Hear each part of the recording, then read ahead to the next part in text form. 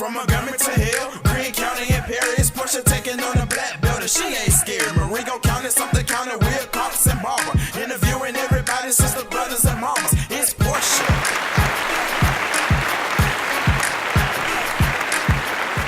Welcome to Portia Takes on the Black Belt. We are live here in Marion, Alabama, about to go inside and talk to some Perry Countyans who have made some great strides in life. So, we'll be right back. See you soon.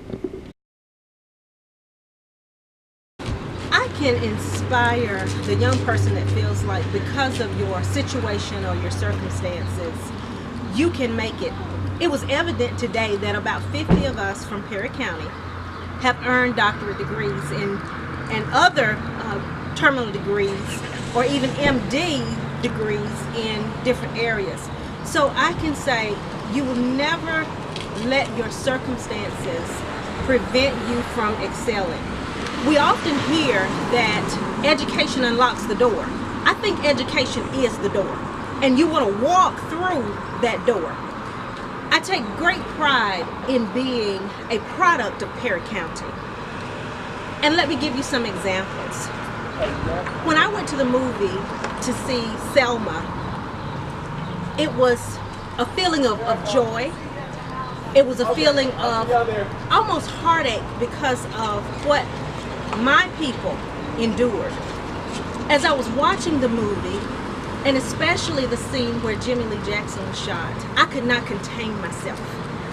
A Caucasian lady was sitting to my right, and I kept telling her what was going to happen. She couldn't even enjoy the movie, I'm sure, for me. But I would tell her, that scene when Jimmie Lee Jackson was shot, it was not in Selma, but it was in Marion, Alabama. The county where my father, Reverend John L. Ward, was one of the first 2 black elected officials. That year, my daddy and Reese Billingsley were elected as Perry County commissioners. So this day holds so many memories for me.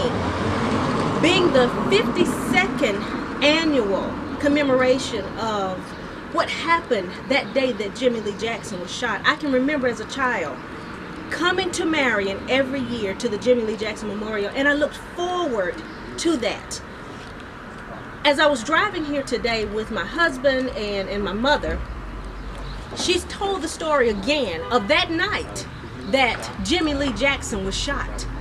She said that they went to Zion to march for voting rights and march to the jail because there were blacks that were jailed unjustly.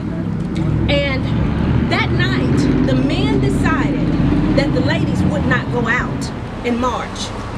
She said that the men, and I've heard my mother tell this story countless times, but she said when the men walked to the door,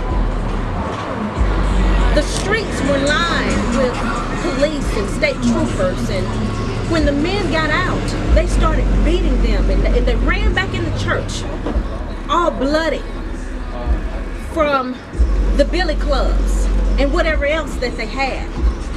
So that holds so many memories for me.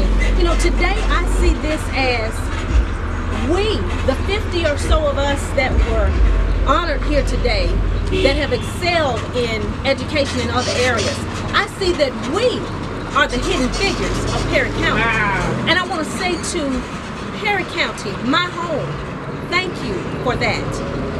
And young people, please remember that black lives are going to matter when we feel like we matter to each other. In Perry County, I'm sure the crime, I know the crime is not what it is in, for example, Chicago. But let us be the example of brotherly love, not just black love to black love, but black to white and other races and ethnicities. Let Perry County be the model, be the example that we're all here together, and together we stand, and divided we fall. All right then, well, that was powerful and great summary of what today's events were about. Jimmie Lee Jackson died so people like her can be great. Now, where are you currently at right now? Where are you currently reside in Athens, Alabama. Okay. Yes, with my husband. and we are happy to be home for this wonderful celebration, and we are proud of all of us that are here and have been invited to this celebration, and mostly we're proud of the Perry County Civic League for thinking of this portion of the program today to honor those of us that had high aspirations for ourselves, and we want to be that beacon of light for others to come. All right. Well, thank you so much, Dr. Humphrey. Is that correct? Yes. Yes. Thank you so much, Dr. And I'd like to add this. When I sat and I thought about the Jesse James Howard Award that we received, you know, I said, for me right now in this moment, it's not so much about me, but my parents. Because without them, I wouldn't have a doctorate degree. My daughter was 10 months old when I began the journey to pursue the degree. And my parents accepted the responsibility of a 10-month-old.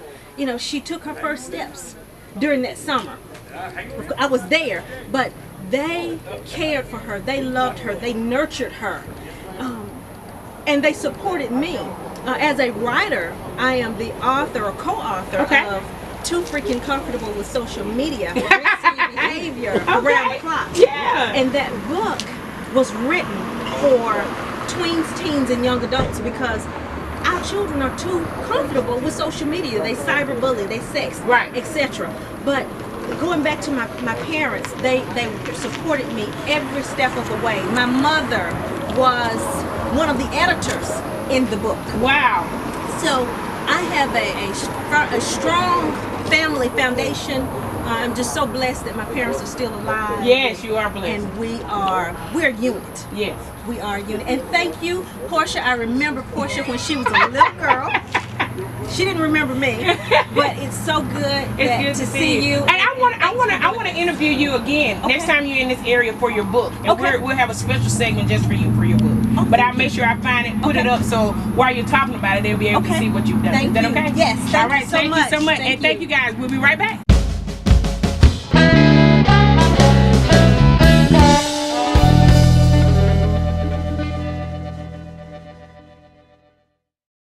What I wanted to know is that it's important to be engaged civically. I think that we have to control our own destiny. And every generation must fight for the gains that were made in previous generations and have their own issues to confront. And I think that this president, the 45th president, has really given us lots to organize around and mobilize around. I mean, everything from college affordability to income inequality that exists to just, voter registration. We have a president who believes there's massive voter fraud, which is blameless and really fake news. So I think that it's really important that we stay woke, that we are engaged, and that we really mobilize. All right, so your message to look into the camera, talk to District 7, what do you say to them? Well, my message is, I know so many of us are disappointed in the 2016 presidential election, but we must not agonize, we must organize. We must organize around issues that matter most to our communities. Education, healthcare. I mean, what the Republicans are trying to do and Trump is trying to do to our healthcare system is to bring us back. And the reality is that we have tons of voter suppression. So I want my district to know that I really want them to organize and mobilize. And while they're very frustrated, I know you're frustrated, you should turn your frustration into participation and action. Right. All right. Thank you so much. Live here in Perry County. First woman school, of course, takes on the black belt. Thank you for tuning in. See you next week. Bye-bye. This is another Too Cool production.